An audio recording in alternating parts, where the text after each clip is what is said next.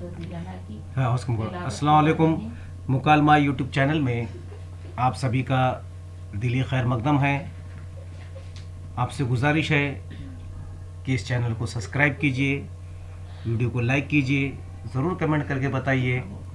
तो चलिए आज हम सनाए बदाई के हिस्से में आज हम और एक सनत जानने की कोशिश करेंगे, उसकी तारीफ़ और मिसाल। सनत मनक़ूत किसे कहते हैं, उसकी तारीफ़ देखिएगा। इस सनत में ये एहतमाम किया जाता है कि सिर्फ नुक्तादार हुरूफ इस्तेमाल हों।